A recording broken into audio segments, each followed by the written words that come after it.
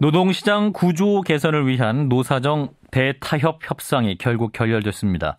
어제 한국노총이 5대 수용 불가 사항을 밝히고 이것을 정부와 경총이 받으면 복귀하겠다 이렇게 발표를 했는데요.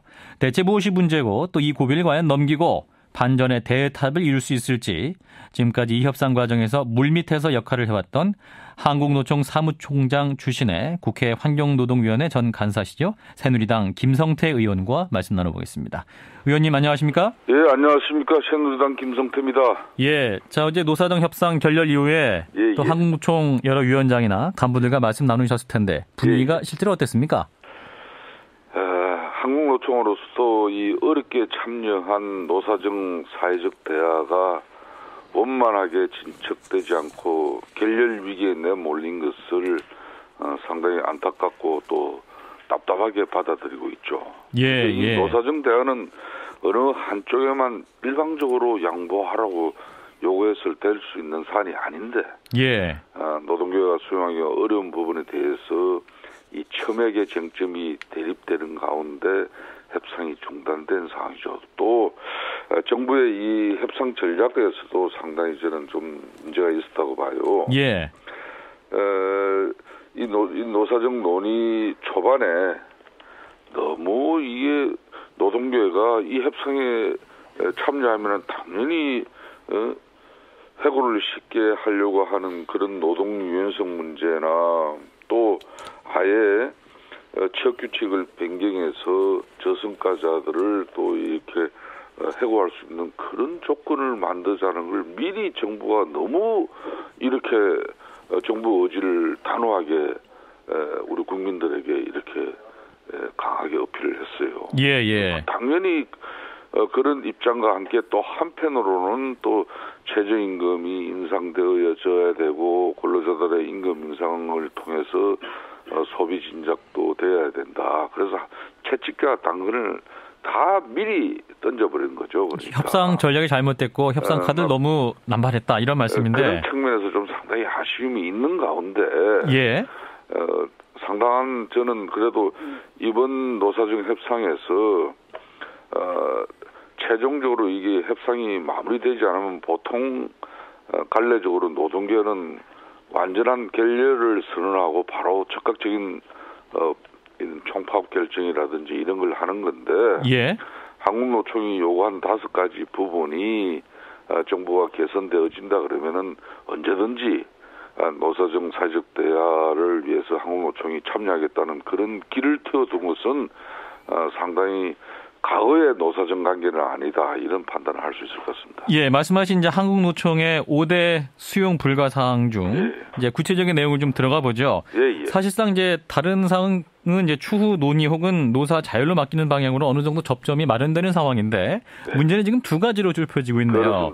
첫째는 일반 해고 요건 완화 그리고 두 번째로 취업 규칙 불이익 변경 요건 완화 이 두 부분인데 먼저 첫 번째부터 살펴보죠. 일반 해고 요건 완화. 이게 왜 문제가 되고 있습니까, 지금? 사실상 이번 전체 노사정 협상에서 요 2가지만 빼놓으면은 거의 접근을 많이 잃었어요. 그래서 이 협상이 노동계에서도 상당히 쉽게 이걸 판을 깨버리지 못하는 그런 이유 중에 하나죠.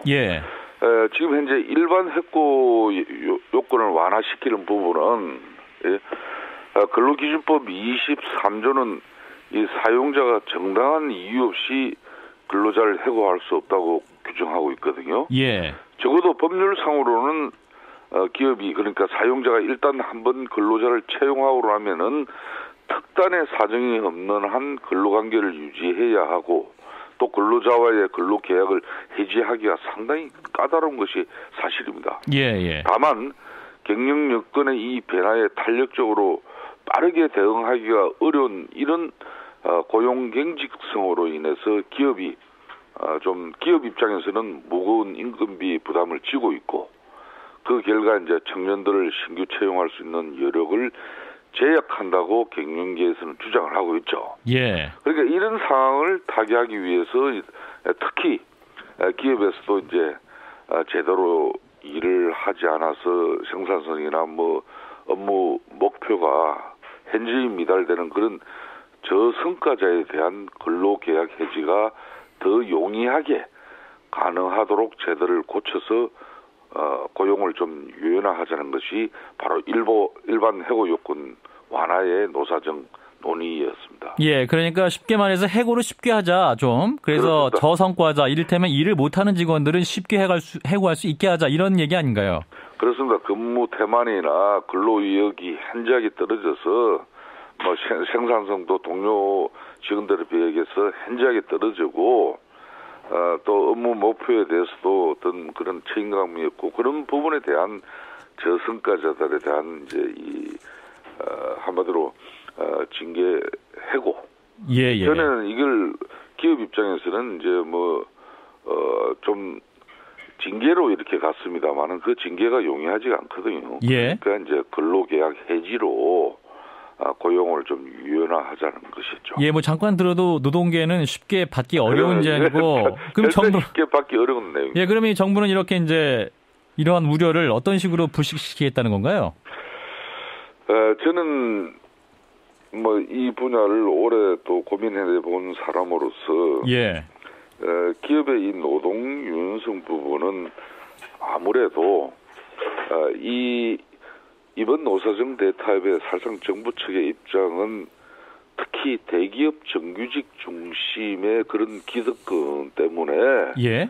때로는 청년 취업도 좀 막히고 있고 또 때로는 그 대기업의 협력 하청 회사들 또 비정규직들 이런 또 최저임금계층의 임금 개선과 또 복지 수준의 향상 또 근로조건의 개선 이런 것들을 가져가려면은 예. 기존 기득권에 좀 이 양보나 배려가 있어줘야 되는데 예. 그게 없으니까 이제 좀 이런 대기업 정규직 중심의 어떤 기득권을 좀 사실상 정부 입장에서는 완화시키려고 한 의도가 있죠. 분명한 것은. 예, 그럼 해법 어디서 시작해야 될까요? 네, 그래서 저는 그렇습니다. 지금 이번에 한국노총에서도 노사정 협상 과정에서 특히 최저임금 계층의 최저임금을 개선하는 부분이나 비정규직을 차별이나 또 남용으로부터 이 개선하는 그런 상당히 진전된 내용이 있어요. 예. 우리 사회의 진정한 약자들을 한국노총 노동운동이 이들을 견인하기 위해서는 일정 부분 대기업 정규직의 그런 완고한 기득권에 대해서는 좀 현실적인 고민을 좀 해볼 필요가 있다고 저는 보고 있습니다. 네, 그러니까 기득권 세력, 대기업 등의 양보가 필요하다. 네, 그렇습니다. 그러니까 이런 일반 해고나 취업 규칙 변경을 통한 해고가 용이하게 하는 부분은 이거는 정부도 너무 섣부르게 이렇게 가져가서는 저는 안 된다고 봐요. 다만 사회적 차별과 불평등이 지금 남발된 전에는 부익부 빈익부 때문에 사회적 갈등이 컸어요. 예. 지금은 바로 노동 구조 때문에 노동시장의 이중 구조 때문에 그런 사회적 차별과 불평등이 너무 심화돼 있어요. 예, 이 문제는 대기업 정규직 기득권의 노동운동이 지금 패러다임을 좀 바꿔줘야 된다는 거죠. 예, 지금 이제 의원님이 취업규칙 불이익 변경 요건 완화 얘기를 잠시 해주셨는데 좀 자세히 짚어보죠. 그러니까 이제 이것이 뭐가 문제가 되는 건가요? 그러니까 언론에 알려진 바와 같이 정부의 기본적인 입장은 근로계약 해지 기준과 절차를 명확히 하되 네. 그 요건은 이제 최종적으로 노사협의로 정한다는 걸로 이렇게 좀 조정이 됐어요. 예, 노사협의로. 어떤 기준으로 저성과자를 판단할 것인지 이 평가 기준을 객관적 구체적으로 명확하게 하고 저성과자에 대한 교육이나 근로계약 해지 절차를 투명하게 관리하도록 하면 되지 않겠냐는 게 정부의 입장이었습니다. 예. 이제 이게 말로는 그럴듯 할 수 있지만 현실적으로는 상당히 복잡하고 어려운 문제로 노동계는 보고 있는 거죠. 예. 그러니까 노동계 입장에서는 일단 원칙을 바꾸고 나면은 제도의 도입 취지가 변질되고 이게 왜곡되어서 손쉬운 해고 수단으로 악용될 수 있다는 우려를 가지는 것도 무리는 아니죠. 노동계 입장에서. 예, 그러니까 이제 취업규칙 불이익 변경 요건 완화의 경우는 그러니까 노동자 한 명이라도 불이익을 당하는 어떤 규정을 바꾸려면 노조와 협의를 해야 되고 노조의 동의가 있어야 되는데 지금도 지금 현재 근로기준법도 취업규칙 변경은 노동조합의 과반수 이상의 동의를 구해야 기업이 할 수 있는 거거든요. 그걸 이제 못 하게 하겠다는 거 아니에요? 이번에 그걸 이제 좀 완화하자는 겁니다. 예. 근데 이거 어떤 노동계가 동의할 수 있을까요? 그러니까 동의가 안 됐으니까 노동계 합의가 안 된 거죠. 예. 그렇다면 이 사안에 대해서 의원님은 어떻게 보세요? 어느 쪽을 좀 더 양보를 하는 게 맞다고 보십니까? 정부와 경영계가 네. 노동계에 신뢰를 더 주어야 됩니다. 신뢰를 줘야 한다. 어떻게 줘야죠? 지금까지 대한민국이 세계 10위권의 이런 경제 대국이 되는 과정까지는 예.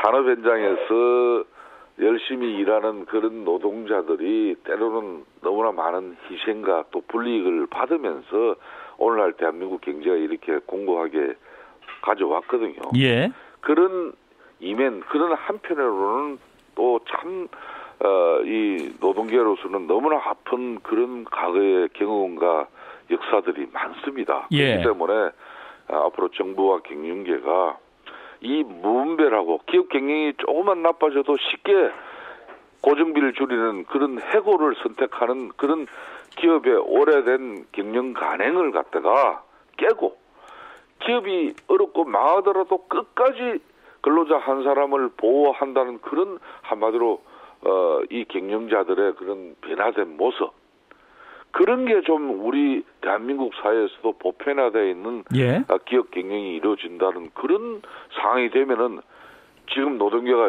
뭐 사실상 이렇게 경직된 고용구조 때문에 기업들이 경영상 예, 여러 가지 알겠습니다. 어려움을 겪고 있다 그러면은 끝까지 반대하면 노동계가 요거도 모여야죠. 예.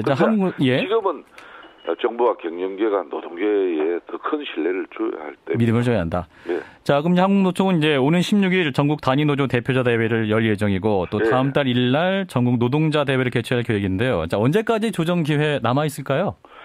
저는 이번 같은 경우는 말이에요. 정말 이게 어제 한국노총이 참 정말 우리 김동만 노총 위원장도 선뜻 내키지는 않지만은 진짜 최종적으로는 수용할 수 없는 두 가지 요건 때문에 뭐 5가지 요구를 다시 하면서 결렬을 이야기했지만은 의원님 시간이 좀 별로 없어서요. 짧게 마무리해 주시죠. 여지를 두고 있습니다. 예. 그래서 일반 해고 요건 완화와 함께 생각해야 될 문제가 있는 것이고 또 취업 규칙을 근로자에게 불리한 내용으로 사용자가 함부로 뜯어 고쳐서 손댈 수 없도록 제도적 보장 방안을 구체적으로 마련해서 앞으로 노동계 한국노총에 제시해주고 지금까지 논의된 노사정 그런 논의 내용을 중점적으로 최종 마무리해서 이런 사회적 대타협이 이번에 꼭 이루어져야 된다는 말씀을 꼭 드리고 싶습니다. 예, 그러면 3가지 먼저 합의하면 안 됩니까? 나머지 3가지 문제는 이 2가지 문제에 대해서 좀 정부가 전향적인 입장을 가지면은 자연스럽게 해결될 수 있는 내용들이에요. 예, 큰 문제가 아닙니다. 예, 그렇기 때문에 기업과 정부가 좀 양보할 필요가 있다는 말씀이네요. 여기까지 듣겠습니다. 고맙습니다. 네, 새누리당 김성태 의원이었습니다.